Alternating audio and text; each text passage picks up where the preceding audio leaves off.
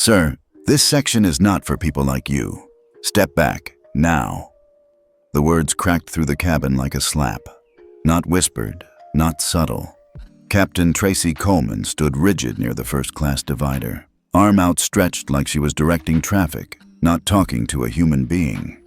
She didn't blink, didn't flinch, just flicked her fingers toward the rear cabin like she was brushing lint off a uniform.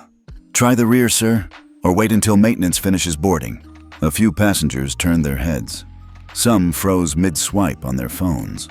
One man, white, mid-50s, wearing a watch that screamed executive bonus, sighed and leaned into the aisle from seat 1C. Let's not hold up departure, he muttered. Some of us have meetings that matter. Nathaniel Bishop stood there in silence, jacket zipped halfway, hands calm at his sides.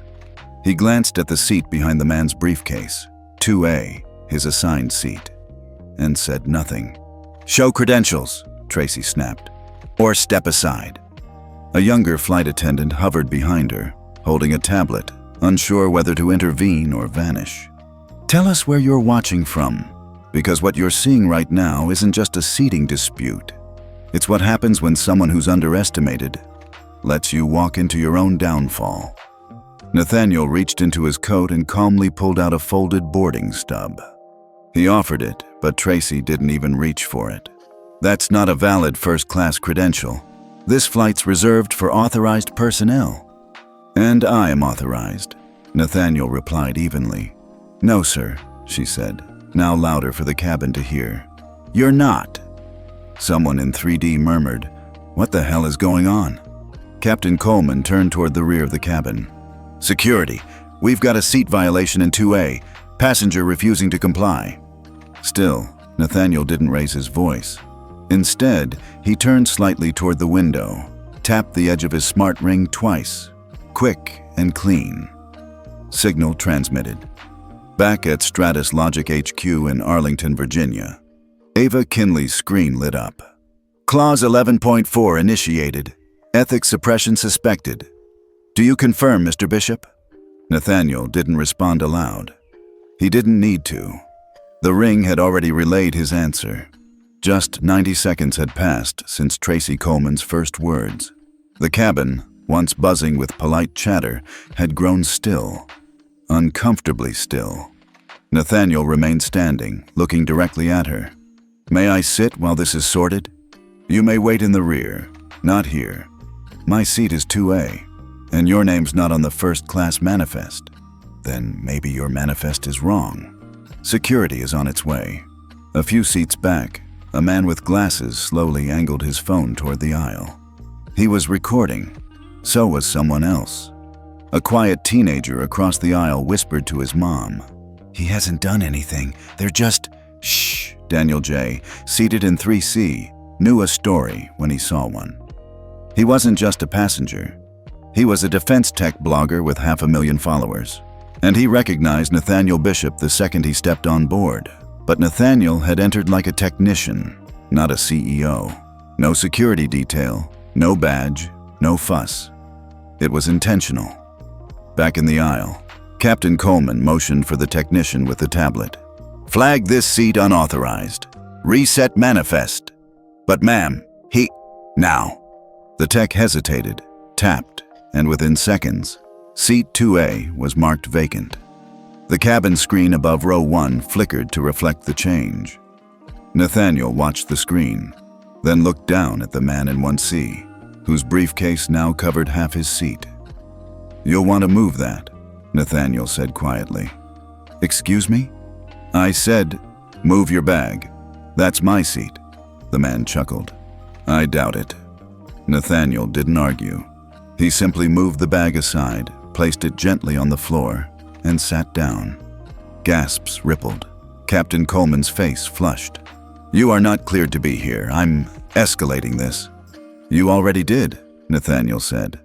And you're still escalating in the wrong direction. Stratus HQ.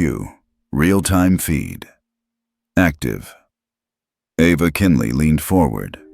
BlueSeal ethics protocol fully engaged. Data stream incoming. Voice, footage, seat logs, manifest overwrite logs. AI flags match prior complaints tied to Tracy Coleman. Multiple. She picked up her line to FAA compliance office. We're registering breach of ethics under live flight conditions. Termination clause in contract is now pending. On board, Nathaniel remained silent. He didn't need to speak. Not yet. He'd given them 5 minutes to do the right thing. They were already out of time. The younger flight attendant nervously approached again. Sir, you were just logged as unauthorized. I need to ask you to deplane. You're about to learn how authorization actually works, he replied. And what happens when it's abused? Captain Coleman turned toward the front of the cabin.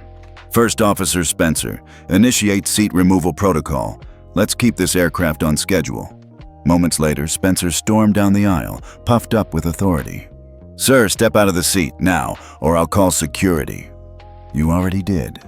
You don't understand. No, Nathaniel cut in calmly. You don't. Then, as casually as checking a message, Nathaniel tapped his ring a third time. Protocol escalation authorized. FAA contract pending suspension. In real time, FAA systems received the notice from Stratus Logic Systems. Effective immediately, all technical validation services provided by Stratus Logic to FAA and affiliated charter carriers are suspended pending ethics compliance review. A soft alert beeped on the cabin's front screen. Breaking. FAA contract suspended mid-flight over ethics violation. Developing. Daniel J's live tweet had just crossed 87K views. Back in seat 3C, he whispered, He's not just a CEO. He's the one who built the system, and now he's testing it. Captain, you need to see this. First Officer Mark Spencer leaned out of the cockpit, holding a tablet that was no longer just showing flight maps and crew assignments. On the screen, blinking in sharp white text over a dark blue interface, was a message. Notice. Contract suspension executed Stratus Logic. Systems has terminated FAA validation services for this flight, and its operator effective immediately. Awaiting ethics remediation confirmation. Captain Tracy Coleman stared at it like she didn't understand English. This can't be real. Mark looked shaken. He was always cocky in the cockpit, always the guy who joked too loud and walked like turbulence couldn't touch him. But now, his voice lowered. He filed it. From the cabin. From his seat. Filed what? Tracy hissed. The ethics clause. It's real, and it's been sent to FAA command. For a moment, the two of them stood there, staring at the glowing screen like it might blink and take it all back. It didn't. Back in seat 2A, Nathaniel Bishop remained calm, still in the same posture, still watching, still silent. But things around him were no longer quiet. Passengers were whispering now, clearly, not pretending anymore. Did you see the alert? That was FAA. Wait, he's Stratus? Like Stratus? One woman near the back pulled up a website and gasped. Oh my God, he is. He owns the company that certifies these flights. The businessman from seat 1C, the one who'd moved his briefcase back over Nathaniel's spot just 10 minutes earlier, was now shrinking into himself. He was scrolling his phone, fast, panicked. He had Googled Nathaniel Bishop, and he wasn't liking what he found. Meanwhile, back at Stratus HQ, Ava Kinley didn't blink as another message hit her screen. FAA acknowledgement received. Deputy Director has requested live access to BlueSeal data stream. She activated the link. 2 clicks later, every camera on board the aircraft, from the boarding gate to the cabin to the cockpit, was now under federal ethics monitoring. The charter operator's legal office had already been CC'd, so had the Department of Transportation. Ava spoke softly into her mic. Mr. Bishop, full external visibility is live. FAA is monitoring the feed. You're clear to proceed. Captain Coleman walked back toward Nathaniel, posture stiff. She stopped 2 feet from his seat, the same seat she'd tried to take from him a few minutes earlier. Sir, she said, voice tight, we are resolving this with the FAA, but you should know creating false disruptions is grounds for being permanently blacklisted from government-certified flights. Nathaniel slowly raised his head. What you call a disruption, he said, is actually accountability. You've profiled a passenger based on appearance. You denied my identity without confirmation. And then you erased my name from a manifest your own crew didn't check. Sir, and now, he added, the entire oversight system is watching, including your superiors. Captain Coleman went pale, just slightly, enough that even the passengers noticed. A young man in 2D leaned forward. Excuse me, but are you the one behind BlueSeal? Nathaniel turned and nodded. Yes. And this is what it's for? This, Nathaniel said softly, is exactly what it's for. Daniel J., still recording from 3C, posted a new update. Breaking. Man profiled on federal charter flight turns out to be the CEO of the system that certifies it. FAA contract suspended in real time. BlueSeal protocol initiated. Airline ethics, Nathaniel Bishop. Within 5 minutes, the post passed 300,000 views. Up in the front galley, Mark Spencer tried to recover some ground. We can still fix this, he muttered to Coleman. File a compliance note. Say the system glitched. But the tablet in his hand blinked again. Warning. Audit loop locked. Data immutable. FAA mirror is live. Their screen recording, Ava's voice echoed through the flight deck speaker. In real time. In Washington, D.C., an FAA spokesperson was now on the phone with press, declining to comment but confirming an active audit event is underway. Stratus Logic posted a simple statement. We do not certify silence. We certify truth. BlueSeal ethics has been triggered. We stand with integrity. Back in the air, Nathaniel remained in his seat as the ripple effect continued to unfold. Passengers began speaking freely now. A woman in 1F turned to Captain Coleman. You owe him an apology. This is outrageous, another man muttered. I almost said nothing, a younger woman whispered, and I feel sick about it. Even the businessman from 1C, the smug one, finally stood up. He walked over and held out his hand awkwardly. Mr. Bishop, I didn't know. I apologize. Nathaniel didn't take the hand. You didn't have to know who I was to treat me with basic respect. That's the whole point. At that exact moment, Ava Kinley received a ping from the FAA Deputy Director. Request. Immediate clarification on BlueSeal charter terms. Scope. Nationwide. Enforcement. Pending. She blinked, then smiled. This wasn't just one flight anymore. Back on board, Daniel J. posted his most explosive update yet. Update. FAA reviewing BlueSeal ethics charter for federal rollout. 5 major airlines on standby. Industry-wide change incoming. #BlueSeal. #passenger dignity. This changes everything. Captain Coleman turned to Mark. We're not flying this plane, are we? Mark sat down heavily in the cockpit chair. No, we're grounded. Because of one passenger? Mark looked toward the cabin, where every single passenger was now filming, tweeting, speaking, or sitting in stunned silence. No, he said. Because of what we did to that one passenger. Nathaniel finally stood. His voice was calm, but it carried now. Let me be clear, he said to the cabin. This isn't about revenge. This is repair. You all witnessed it. Not just what they said, but what they assumed and what they tried to erase. He turned to Captain Coleman. You didn't just see a man you didn't recognize. You saw someone who didn't fit your mold, and you moved to remove him. But I'm not the one who's leaving today. Behind him, a soft tone played from the overhead screen. FAA had just posted its public directive. All federally certified airlines must review and sign the BlueSeal ethics charter within 72 hours or risk suspension. The first call came in just 7 minutes after the FAA directive went public. What the hell is going on with BlueSeal? It was from the Chief Operating Officer of Tri-Coast Airlines, one of the 5 major carriers now under review. His voice was sharp, tense, layered with the kind of panic that doesn't come from customer service complaints, but from the sudden possibility of federal grounding. At Stratus HQ, Ava Kinley barely looked up from her screen. BlueSeal charter is now mandatory. You have 72 hours to acknowledge and sign, she said flatly. Non-compliance will result in temporary revocation of technical validation. Temporary? For the first 48 hours, Ava clarified. Then permanent. There was a long silence on the other end.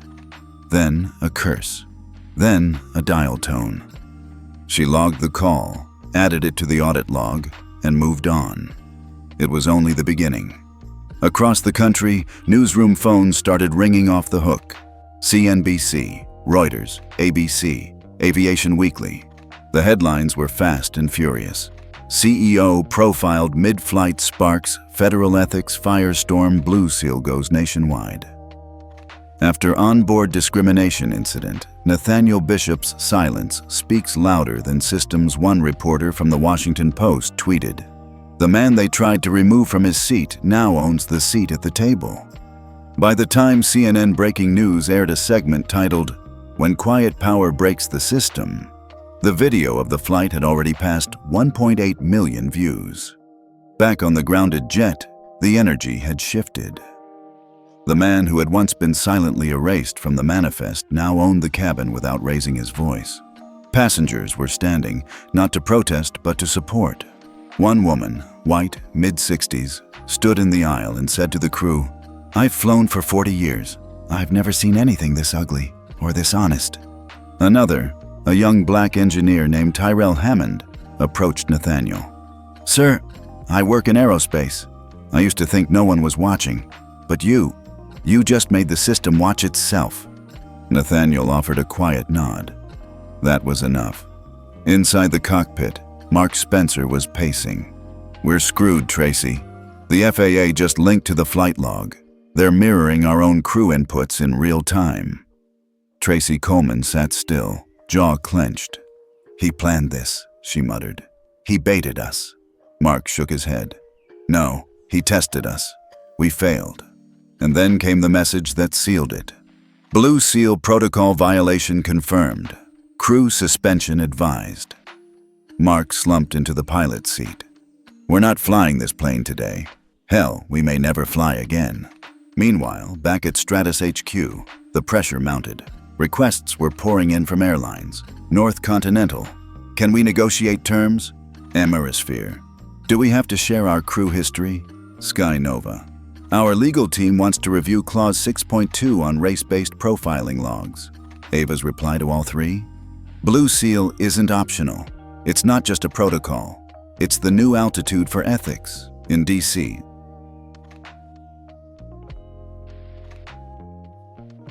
A session of the House Subcommittee on Aviation Oversight was convened by 4:30 p.m. They requested Nathaniel Bishop for a closed-door briefing within 48 hours.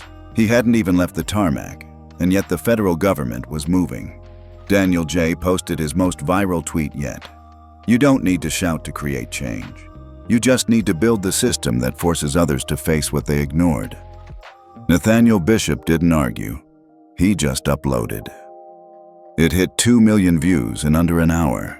That evening, a veteran flight attendant named Jeanette Reynolds went live on TikTok. She'd been flying for 22 years. White, Midwest accent, straight talker. We've all seen it. We've all heard it. The microaggressions, the assumption games. They don't look first class. Did they really pay for that seat? And yeah, I've said nothing too many times, but not today. Today I saw a man take all that ugliness and burn it down with one button. FAA ain't leading this change. He is. Back in the cabin, as the cleanup team prepped to escort Tracy, Mark, and the senior crew off the aircraft for suspension, no one clapped. That was the most damning silence of all. Even the crew who had once stood behind Tracy had now taken seats, in the back. Emma, the junior attendant, quietly walked up to Nathaniel. "Sir," she said, voice cracking, I knew what was happening wasn't right, but I froze. I'm sorry." Nathaniel looked at her, then said simply, "Then, next time, unfreeze." She nodded, tears in her eyes. As Nathaniel finally stood to deplane, BlueSeal began flashing updates on cabin monitors. Compliance confirmed. Tri-Coast Airlines, Amorosphere, North Continental, Remaining, Sky Nova, Aerolink. Ava's voice pinged his earpiece. 3 down, 2 to go. FAA just published the full charter publicly. It's trending globally. You ready for DC? Nathaniel stepped down from the aircraft stairs. Phone still off. He looked at the rising sun. Nodded once. Let's bring it home. By midnight, 5 of the 6 largest carriers in the U.S. had signed the BlueSeal Ethics Charter. FAA released a statement acknowledging that Stratus Logic Systems would now serve as official ethics oversight partner in future airline certification reviews. The man they tried to remove for not looking the part was now the one rewriting the part. The hearing room was colder than expected, not because of the marble walls or the industrial strength AC. It was colder because everyone inside knew something heavy was about to surface. The kind of truth that didn't just change policy, but exposed how far the rot had spread. Nathaniel Bishop sat at the center table. No attorney by his side, no entourage. Just him in a tailored navy suit with a BlueSeal pin gleaming quietly on his lapel. Behind him, the seal of the United States House Subcommittee on Aviation Oversight loomed large. In front of him, a dozen congressional members reviewed a packet labeled Confidential Ethics Manipulation and Suppressed Complaints, Charter Carriers 2023-2025. The room buzzed with media presence, advisors, and silent witnesses. But the one seat everyone kept glancing at was empty. Captain Tracy Coleman had not shown up. Congresswoman Evelyn Harris, chair of the subcommittee, leaned forward. Mr. Bishop, for the record, can you confirm that you are the founder of Stratus Logic Systems and the architect behind the BlueSeal Ethics Charter? Yes, ma'am, Nathaniel said calmly. And is it true that you boarded Flight 419 as a standard first-class passenger without disclosing your identity to test the ethics compliance of the crew? It is. And in the course of that flight, you were denied access to your seat, profiled based on appearance, and marked unauthorized in the system without verification? Nathaniel nodded once. That's correct. There was a pause, the kind that hangs between words when the weight is still sinking in. What happened next, Mr. Bishop? Nathaniel let the silence settle before answering. I let the system speak for me. In the back of the room, a woman in a gray blazer gripped her notebook tighter. Her name was Elaine Carter. She wasn't a politician. She was passenger 3D on the flight, the one who had watched, said nothing. And now, she'd been subpoenaed to testify. Her stomach twisted, not because she'd lied, but because she'd stayed silent when silence was the lie. Congresswoman Harris looked down at the next page in the file. According to BlueSeal records, the flight crew on 4119 has a collective total of 18 prior complaints of racial bias, with at least 6 of them suppressed or marked as resolved without action. She raised her eyes to the room. Mr. Bishop, how were those complaints hidden? Nathaniel glanced briefly at his watch, not to check the time, but to collect his answer. A pattern, he said, of manipulation. He gestured toward the monitors lining the chamber walls. One of them flickered to life. A slide showed manual overwrites of crew behavior reports, altered timestamps on complaint submissions, emails flagged as non-priority routed to internal junk filters, passenger accounts marked as unreliable without cause. They didn't need to erase complaints, Nathaniel said. They just needed to bury them deep enough that no one would go looking. At that, Congressman Reed, a former pilot himself, spoke up. You're telling us a system trusted to fly federal officials, engineers, and civilians was quietly deleting ethical violations to protect a few bad crew. I'm saying the system wasn't broken, Nathaniel replied. It was working exactly how it was designed to protect the comfortable and discredit the uncomfortable. A soft murmur moved through the room.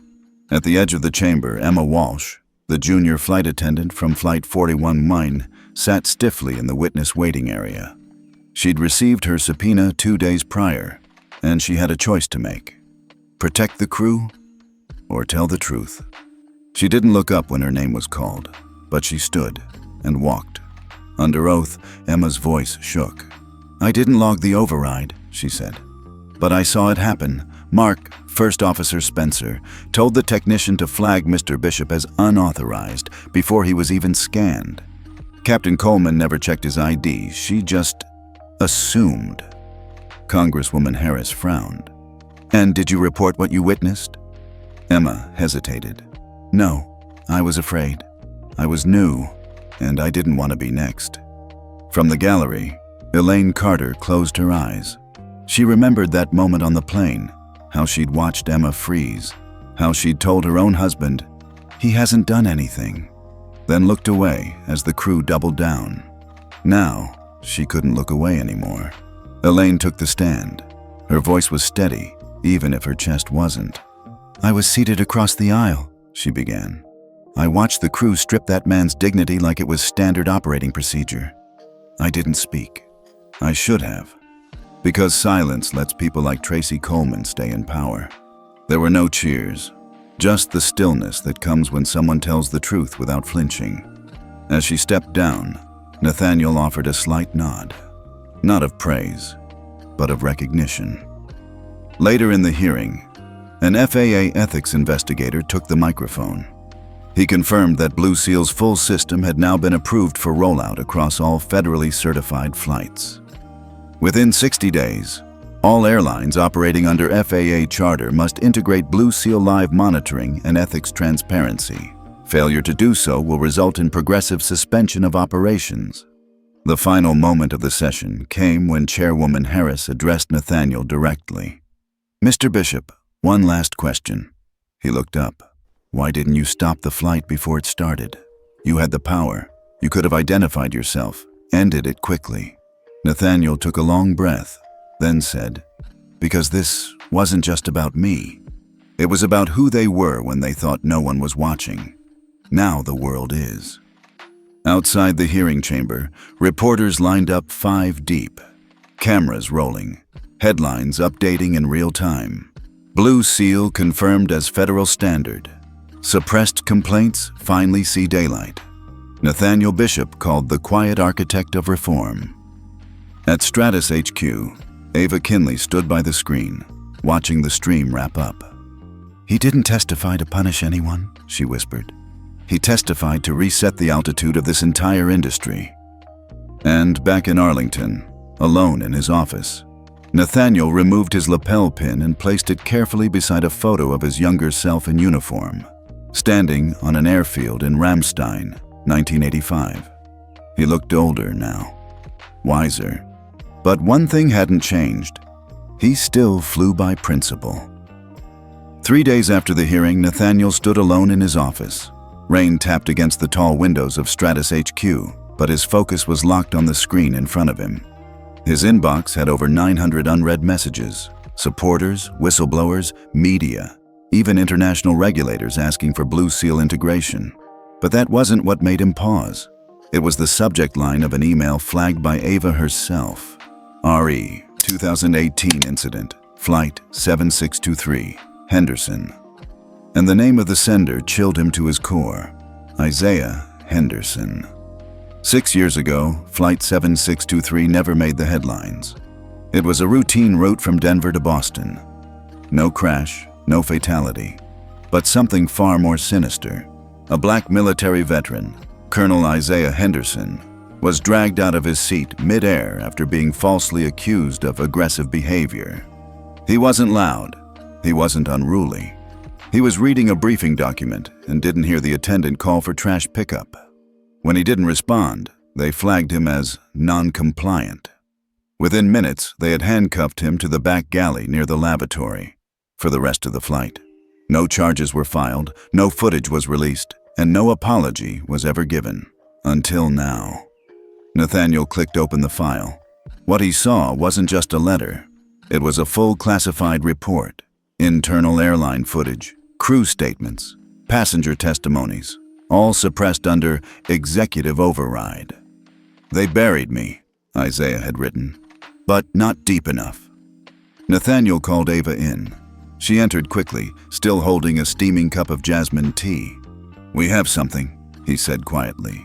She scanned the documents. Wait, this is the same airline that just signed BlueSeal. Nathaniel nodded. They knew about this, and they pretended it never happened. Ava's hands clenched. What do you want to do? I want this in the light. Every last frame.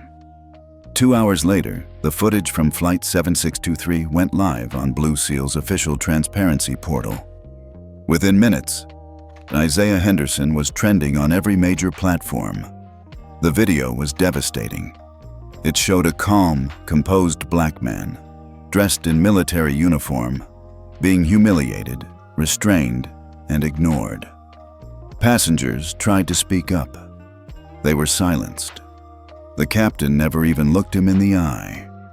One voice, however, was loud, from 2018 and now again in 2025.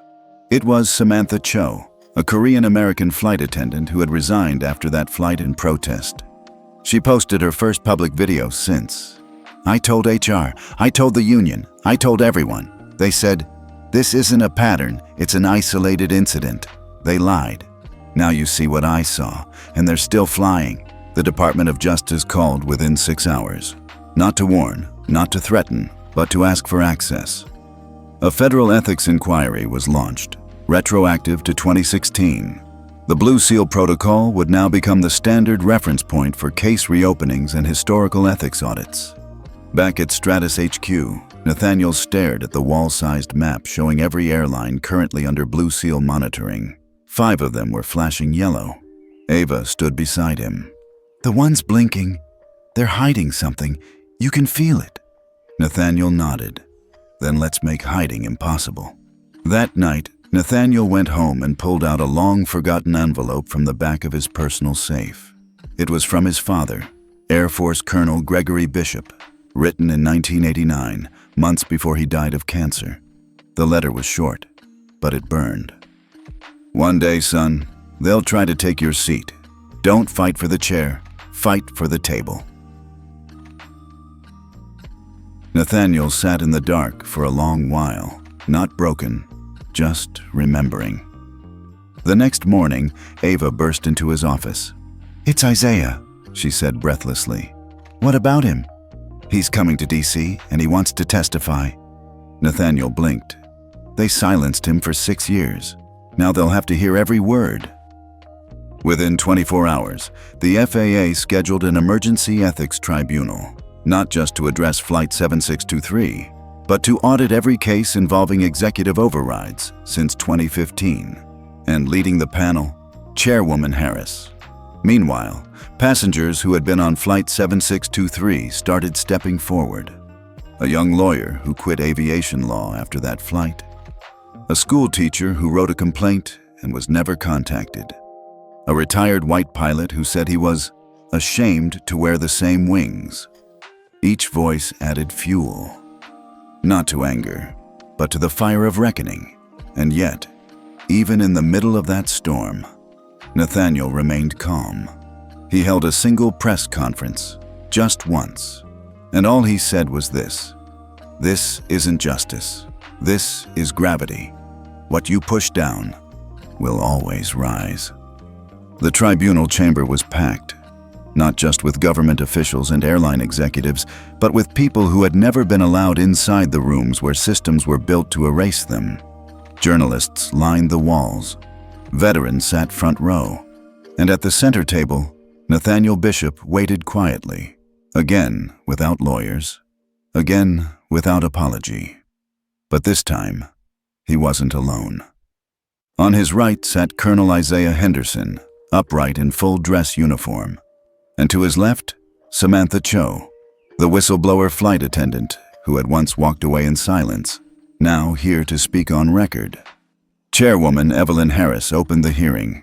This tribunal is convened under emergency authorization to determine the scope of ethical violations and data suppression by commercial airline carriers operating under FAA charter authority.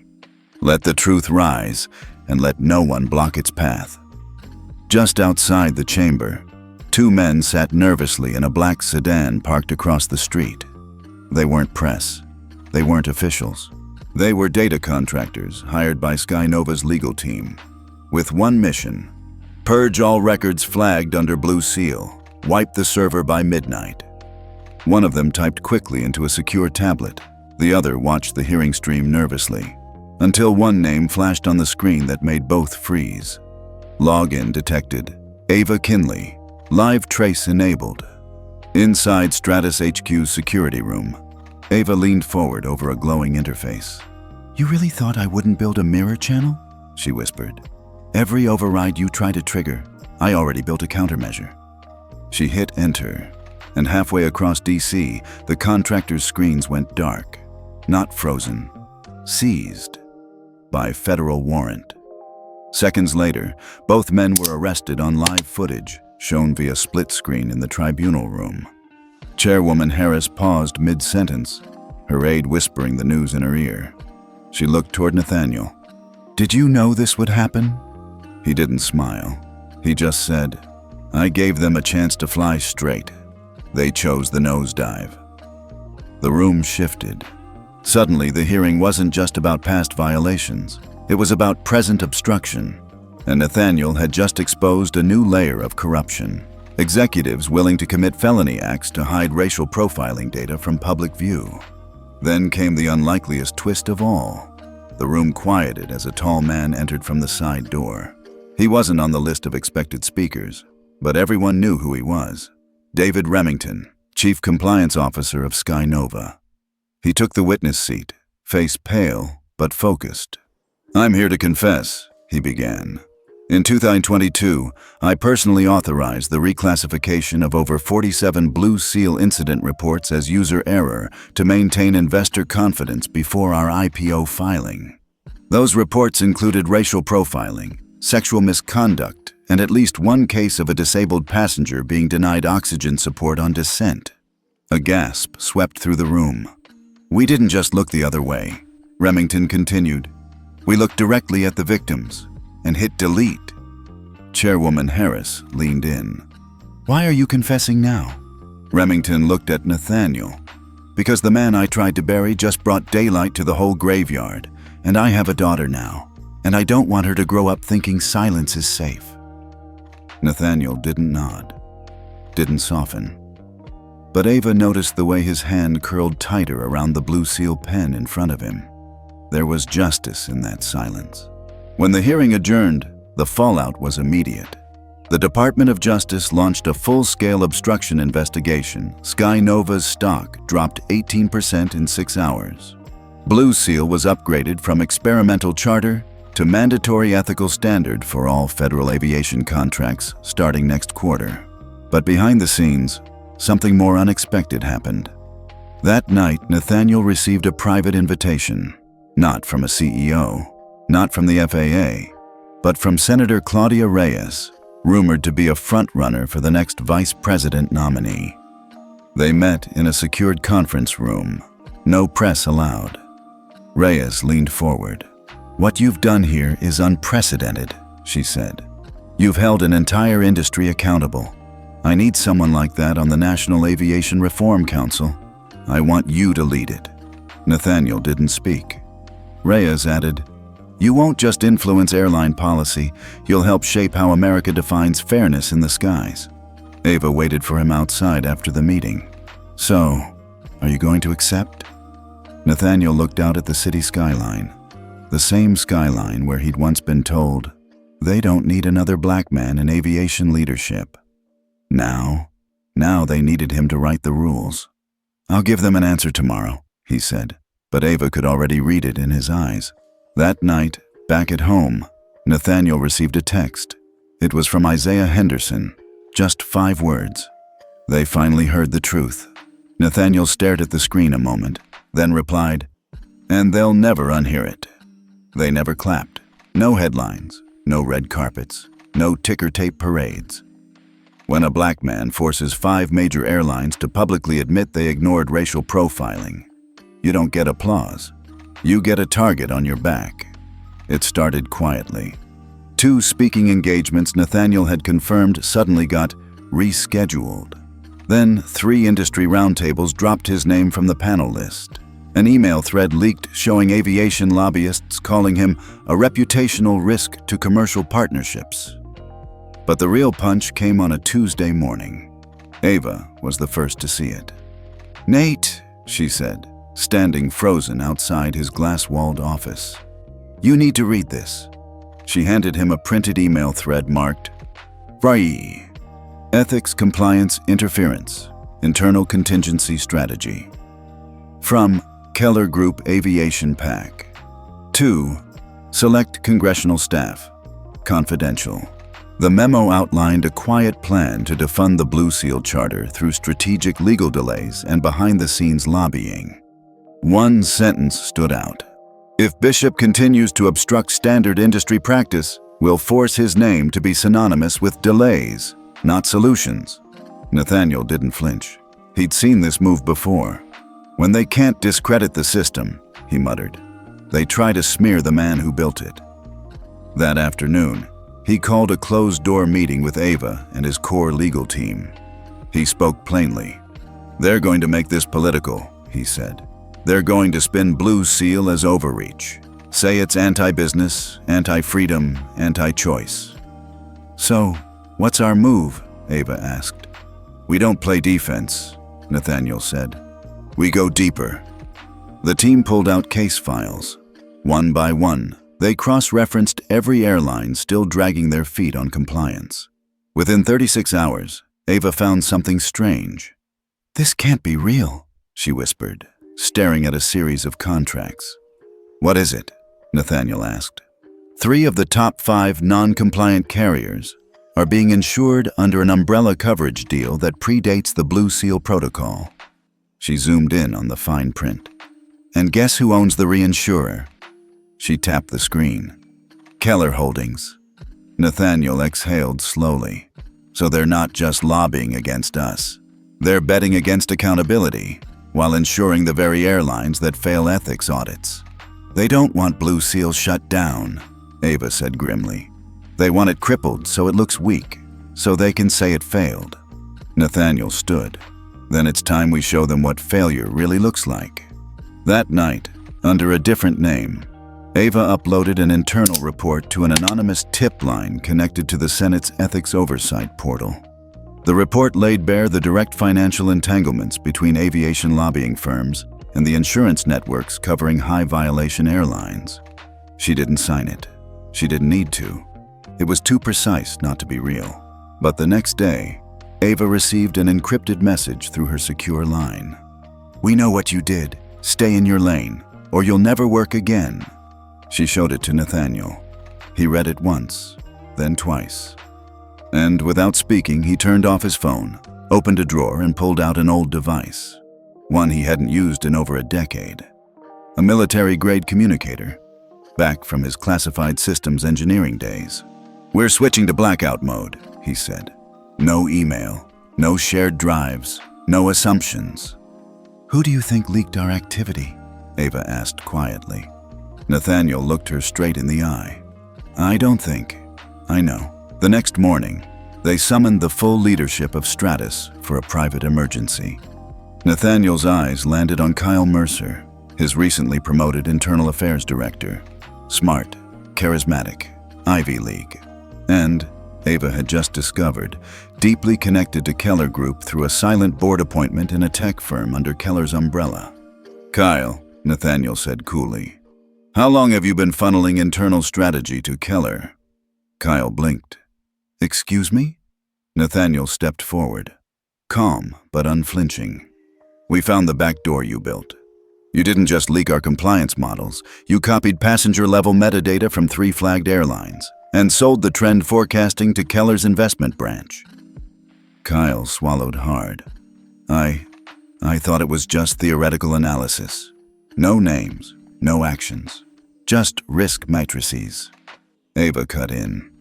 "You sold our fire extinguisher to the arsonist, Kyle." The room went silent. Nathaniel gave him a choice.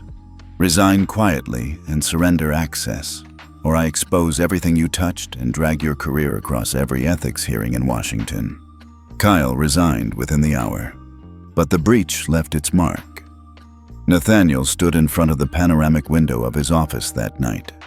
The skyline looked the same, but he knew better now. Power doesn't attack you with noise. It attacks you with silence, with favors pulled, deals blocked, access denied. They're afraid, Ava said behind him. You're rewriting rules they were never meant to follow. Then we write louder, Nathaniel said. And just as they were locking up for the night, another message arrived. Not encrypted, not anonymous. This time, from Senator Claudia Reyes. The White House wants to talk. They've seen what's happening, and they're ready to make BlueSeal federal law. Nathaniel didn't react. He looked at Ava. You still in this with me? You have to ask, she said. He walked to the desk, sat down, and drafted a new memo. It was short, clear, and targeted. Beginning next week, all BlueSeal-compliant carriers will be prioritized for federal travel contracts, security partnerships, and global aviation cooperation frameworks. All others will be listed as limited integrity risk. He hit send. And just like that, the war for the skies wasn't just political anymore. It was economic. It was personal. It was system-wide. It happened at 8:14 a.m. on a rainy Thursday. The financial wires lit up with a single headline. Air files for bankruptcy. Ethics compliance failure, cited by federal agencies. By noon, 17 of their domestic routes were grounded. By sundown, 2 international code-share partners suspended all cooperation. And just like that, BlueSeal had claimed its first giant. Nathaniel didn't gloat. He didn't send a press release or hold a briefing. Instead, he sat in his office in silence, watching the collapse unfold in real time. That wasn't our goal, Ava said, entering with 2 coffees, but it was always going to happen. He nodded slowly. They didn't fall because of us. They fell because of who they refused to become. Within hours, passengers began sharing their experiences on Airlines flights, ones that never made it into official reports. A black doctor forced to move because an attendant felt uncomfortable. An elderly veteran left unattended during turbulence because his row was downgraded mid-flight. A disabled child denied pre-boarding because his wheelchair didn't qualify as priority mobility. It was a flood, and no amount of spin from Airlines' PR team could hold back the tide. By 3 p.m., a man named Richard Alvarez walked into the Federal Ethics Oversight Office unannounced. He was a former Airlines operations executive, clean record, no scandal, until now. His voice trembled as he spoke to the agents. I've held this in for 10 years, he said, but after today, I can't anymore. There's something we buried in 2015, something BlueSeal doesn't know yet. That night, Nathaniel received a confidential call from Chairwoman Harris. You need to see this, she said. She shared the classified deposition. Alvarez testified that Air had knowingly destroyed over 1,200 incident records between 2014 and 2019, many involving racial discrimination, sexual harassment, and even multiple cases of undocumented deportation during flights without due process. They had a code name, Alvarez had said. Project Drift, as in, make it disappear. Nathaniel stood, stunned. That's criminal obstruction, Ava whispered, reading over his shoulder. It's more than that, Nathaniel muttered. It's institutional erasure. The fallout was seismic. Within 24 hours, the DOJ launched a formal criminal probe into Airlines' executive board. 2 Airlines board members were arrested at JFK. The Whistleblower Protection Act was expanded by emergency vote to cover aviation-specific ethics violations. And then came something no one expected. At 8:46 p.m., Nathaniel's personal line rang. Only 2 people had the number. Neither one was calling. The voice on the line was older, measured, calm. Mr. Bishop, it said. My name is Dr. Anita Voss. I head the ethics division for the World Public Health Alliance. Nathaniel paused. What can I do for you, Dr. Voss? I've been watching the BlueSeal protocol, and frankly, it's the most scalable ethics framework we've seen in 20 years. I'm calling because we want to explore expanding your model, not just in aviation, but into public healthcare systems. Nathaniel blinked. You're asking me to reform hospitals now? Dr. Voss chuckled. I'm asking you to bring accountability where people can't escape. Planes force closeness. Hospitals force vulnerability. We need an index that protects patients the way you've protected passengers. That night, Ava found Nathaniel in the executive lounge, alone. She sat beside him without speaking for a moment. So, healthcare now? She said finally. That's the offer, Nathaniel replied. Are we ready for that? No, but maybe that's the point. Meanwhile, outside the walls of Stratus, chaos brewed. 4 major airlines launched a coalition for transportation freedom, denouncing BlueSeal as a government overreach and a biased data trap. They lobbied hard. TV ads, think tanks, even celebrity endorsements. But the public, they weren't buying it. Because BlueSeal wasn't just a system anymore, it was a standard of dignity. Online, a video went viral. It showed an elderly black woman stepping onto a plane. For the first time in her life, a flight attendant looked her in the eye and said, "Ma'am, thank you for being here. You matter. And this flight follows BlueSeal." The woman teared up. "I've waited 74 years to hear that," she said softly. Nathaniel watched the clip with Ava. Neither said a word. But when it ended, he looked at her and asked, "Do you think they're ready for us to move beyond just first class?" Ava smiled. "Nate, I think the whole damn sky is finally listening." Nathaniel hadn't seen him in 23 years. Not since he'd walked out of that Pentagon briefing room and slammed the door on a classified military AI ethics project that had nearly erased the lives of 3 villages in Yemen. But there he was, standing at the back of the BlueSeal Civic Oversight Summit in Chicago. Same posture, same voice. Only this time, he wasn't giving orders. He was watching Nathaniel on stage, where the applause was real. Nathaniel felt the chill immediately. He finished his speech, a clear, confident unveiling of the next stage of the BlueSeal Charter, a civilian-led ethics oversight board, with power to audit and suspend federal contracts of any airline or transportation company failing human dignity metrics. The room erupted in applause, but his eyes never left the man at the back. Later that night, at the hotel lounge, he appeared beside Nathaniel without warning. "Still know how to give a room goosebumps," he said.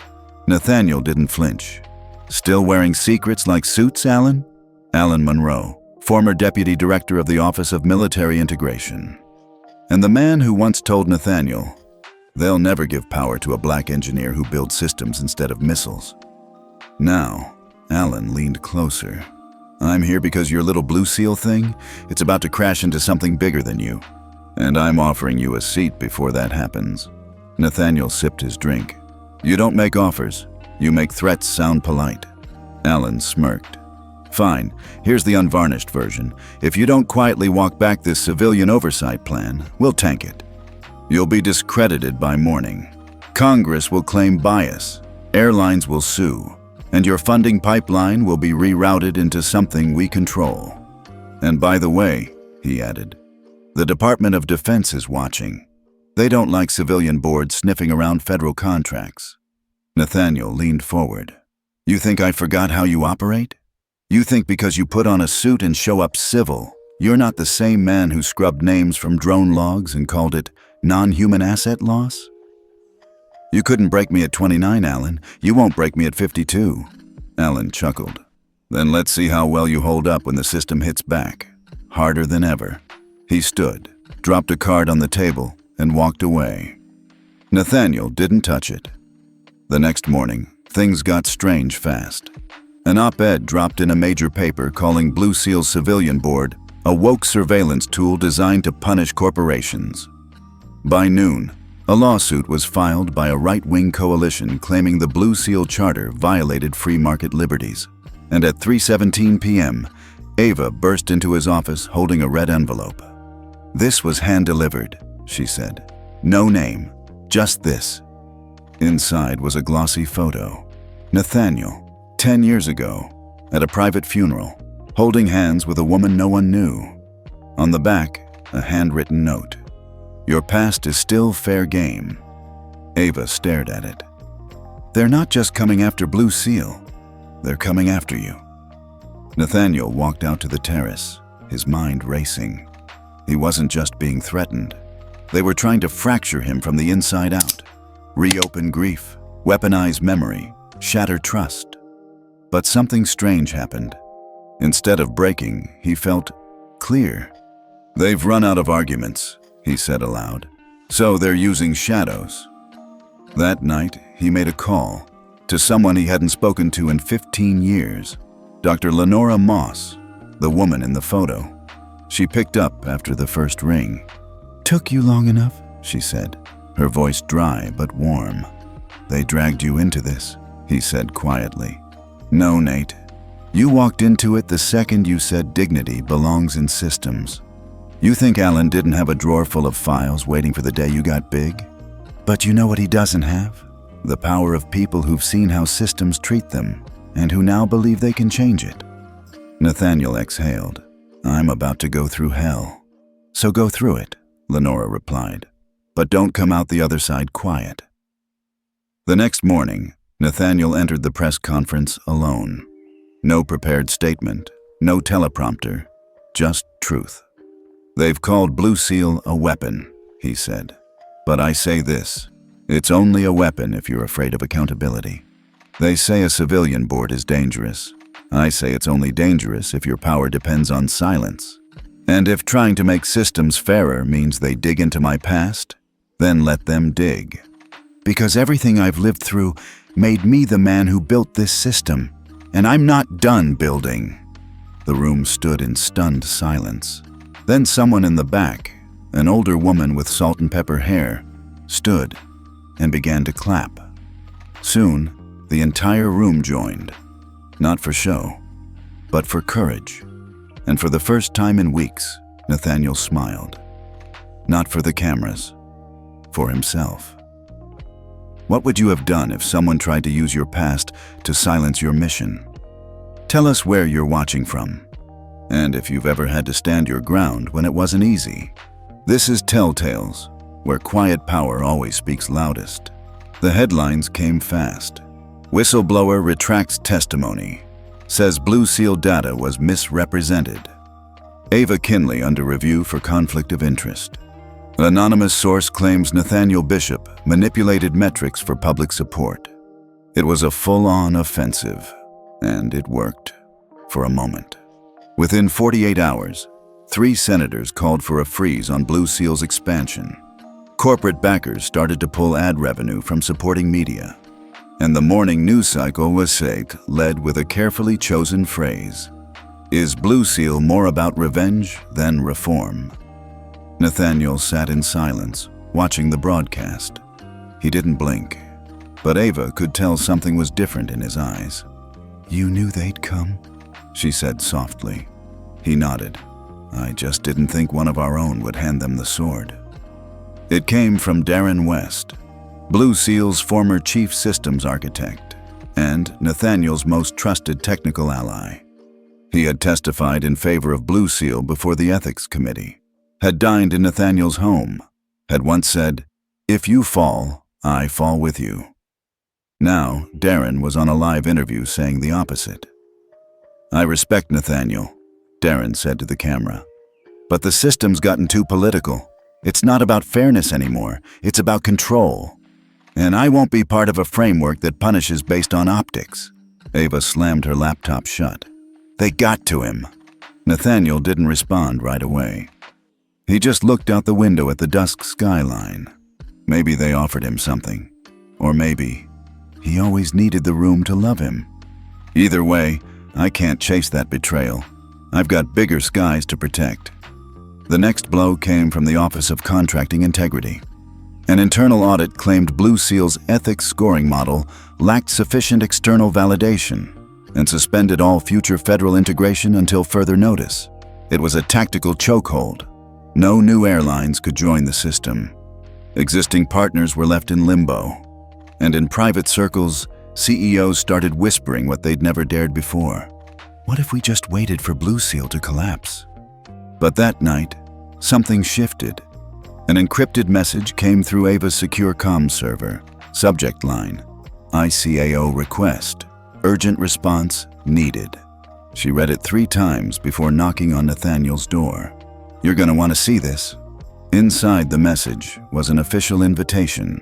The International Civil Aviation Organization, ICAO, a United Nations specialized agency, wanted Nathaniel to present BlueSeal at the Global Aviation Governance Forum in Geneva. "Your framework represents the most credible ethics standard proposed since 1982, the message read. "We believe BlueSeal could be the foundation for a new international certification model. We ask that you present as a candidate for global adoption." Nathaniel read the message twice, then again. Ava watched him carefully. "This is it, isn't it?" she asked. "The moment." He nodded slowly. "If we go to Geneva, we don't just reform airlines. We shift how the world measures dignity at 35,000 feet. 3 days later, Nathaniel landed in Switzerland, and despite the pressure, despite the firestorm back home, he walked into the Geneva Assembly Hall unshaken. The room was a tapestry of nations, 193 delegates, some skeptical, some silent, but all watching. He stepped to the podium. "I'm not here to sell software," he began. "I'm here because I was once told people like you don't belong in first class, not even in the cockpit of systems. Well, I didn't listen, and neither should you. BlueSeal is not a punishment model. It is a mirror. It shows us who we are at our worst, so we can choose to be better. It doesn't care about your rank, your accent, your seat number. It only cares if you treated someone like they were human." Then he paused and added, "And if that's controversial, maybe the controversy is the mirror, not the method." The room was still. Then, slowly, applause. Not thunderous, but sincere. By day's end, 42 countries had signed a resolution in support of further BlueSeal review. Within a week, 15 international carriers requested pilot integration, and Nathaniel was asked to join the Global Aviation Reform Board as a civilian advisor, the first American and the first black civilian ever offered the seat. Back in the US, the narrative began to crack. The whistleblower who had recanted came forward again, this time under oath, and admitted they'd been pressured by outside legal threats from a private firm with ties to Airlines' dissolved board. The lawsuit quietly dropped. Senators who had attacked BlueSeal, now facing donor exposure inquiries. And Darren West? He sent a letter to the press, a retraction, a confession. "I was manipulated, and I let fear write my words." In D.C., Chairwoman Harris called Nathaniel personally. "You walked through the fire and brought something back," she said. "Not revenge, not headlines, a new flight path." Later that night, Ava found Nathaniel in the hangar overlooking the Potomac. He stood beside the very plane he'd been denied entry to nearly a year ago. "You think they'll ever stop trying to shut it down?" she asked. Nathaniel smiled softly. "I don't care. Because they can't shut down what's already flying free." It didn't start with a press release, or a televised apology, or some flashy headline declaring victory. It started quietly, with a notice. A 4-line bulletin from the Federal Aviation Administration. "Effective immediately, BlueSeal Ethics Charter shall be recognized as a primary framework for aviation conduct certification. All U.S.-based airlines seeking federal approval must implement the Passenger Fairness Index within 12 months. Non-compliant carriers will face license review and operational audit. This decision is non-negotiable." When Ava read it aloud in the office, no one said anything. Not for a full 30 seconds. Then one of the analysts, Maya from the ethics scoring team, just let out a whisper. They blinked. Nathaniel didn't smile. He just nodded once. No more hiding behind policy loopholes. If they want to fly, they fly fair.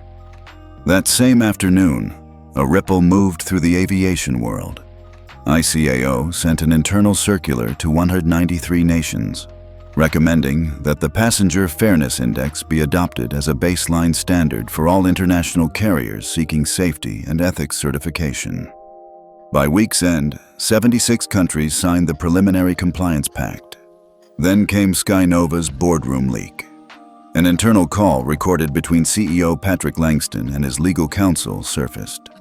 "This BlueSeal compliance thing will bankrupt us if we don't clean house." And that video? From last year, the one where Langston told the flight crew to remove that black exec from first class. Yeah, it's circulating again. The next day, Langston resigned. Not for personal reasons, but for irreconcilable violations of ethical leadership. His face was on every screen, and for the first time, headlines didn't call it a scandal. They called it a reckoning. At the BlueSeal HQ in DC, the mood was different. It wasn't triumphant. It was steady, grounded. Ava brought in the updated world map. Every country that had signed, every airline in compliance, and one small plaque she printed, from Seat 3C to Global Standard. Nathaniel looked at it, but said nothing. Instead, he looked out the window. The world had shifted, but the question remained. Now what? A week later, he stood in front of the full BlueSeal board. The room was filled with leaders, developers, former victims turned policy advisors, and representatives from 11 different countries. He cleared his throat. "We built a system they couldn't ignore, and we did it without rage, without revenge, without spectacle. But it was never about me. It was about the next passenger who doesn't get dragged from a seat because they don't look like they belong. So, I have a proposal." I step back. Gasps. Even Ava's pen slipped out of her hand. "Wait, you're leaving?" she asked. Nathaniel smiled. "Not leaving, shifting. I'll move into a global advisory role. BlueSeal should be led by the people it protects, not just the man who designed the rules. It needs to outlive me, not revolve around me." There was silence, then applause. And not polite applause. Real, heavy, emotional applause. The kind that said, "We don't want to let go, but we respect that you know when it's time." That evening, Nathaniel sat alone on the same plane where it all began. Seat 3C. It had been restored to its original place after the airline joined BlueSeal and overhauled its entire crew culture. The flight was empty. It wasn't taking off. It was a private walkthrough. The new CEO of the airline had offered it as a symbolic moment of closure. Nathaniel sat down, ran his hand along the armrest. The flight attendant walked up, young, nervous. "Sir, I just wanted to say, I joined this job because of what I saw happen to you. You showed me that silence isn't professionalism, and I promise I will never stay silent again." Nathaniel didn't answer right away. Then he nodded. Then it was worth it. As he stepped off the plane, Ava was waiting outside. She handed him a simple folder. "Last one," she said. "They want you to review it before you step back." He opened it. Inside, the Global Passenger Fairness Accord. A binding agreement between BlueSeal, ICAO, and the FAA, creating a permanent international charter for ethics-based airline operations. His signature would finalize it. Ava looked at him. "They want to name the protocol after you. Bishop Standard." Nathaniel looked at the folder, then back at her. "No." She blinked, confused. "Why not?" He handed the folder back. "Name it after the seat." Because this was never about who I am. It was about where someone like me was told they couldn't sit. That night, Nathaniel walked out into the city. No press, no cameras, just the quiet hum of a world that now flew a little fairer. Behind him, planes lit up the sky. And for the first time in a long time, he looked up at them not with the weight of what they meant, but with peace. 6 months later, the world had adjusted. BlueSeal wasn't a headline anymore. It was just there, like seat belts, or safety videos, or oxygen masks. A part of flying, a part of how we move. Airline training manuals now included ethics scoring simulations. Flight schools offered courses in passenger psychology, and at gate agents' kiosks, quiet reminders blinked. Every seat holds a story. Treat it accordingly. Nathaniel kept his promise. He stepped back. No board meetings, no interviews, no public statements. Instead, he returned to something simple: building, not systems, not software, furniture. He opened a small workshop in Virginia, a place where he once sanded wood with his grandfather as a boy.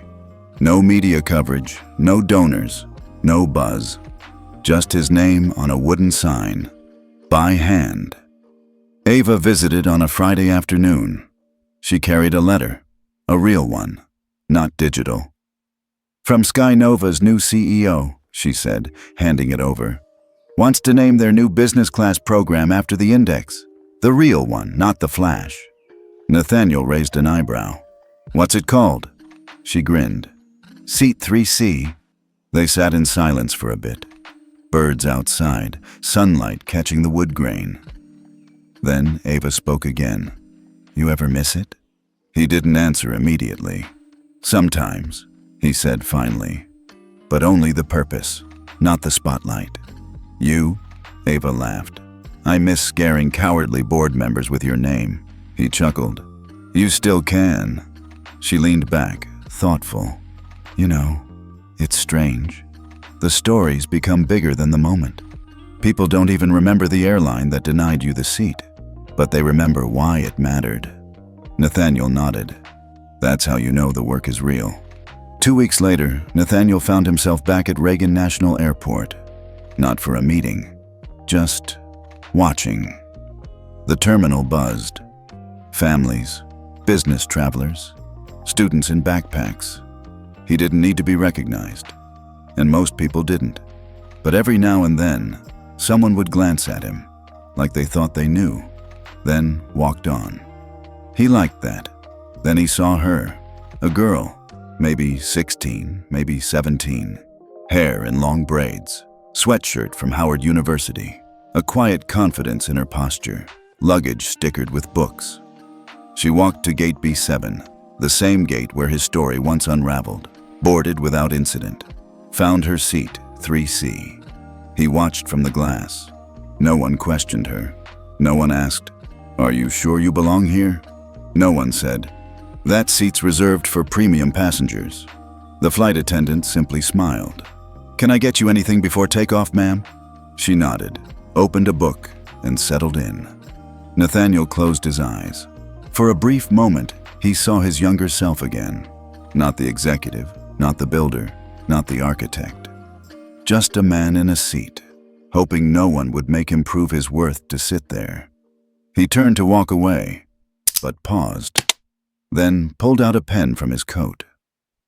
On the back of a napkin, he scribbled a short note. Walked to the gate agent, a young man with kind eyes, and handed it over. "Would you mind giving this to the young woman in 3C? The agent blinked, looked at the note. No signature, just one line.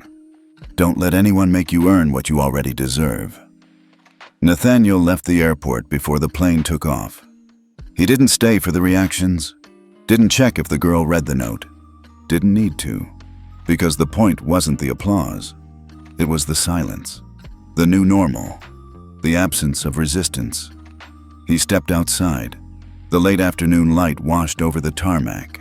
Planes ascended, descended, carried lives, stories, quiet victories. And somewhere up in that sky, someone sat in 3C, unafraid, unbothered, unmoved by doubt, because the seat no longer whispered, "Prove yourself." Now it simply said, "Welcome." Have you ever had to sit somewhere you were told you didn't belong? What would you say now to the younger version of you, waiting to be seen? Tell us where you're watching from, and what your seat means to you. This is Telltales, where justice doesn't shout, it sits down and stays.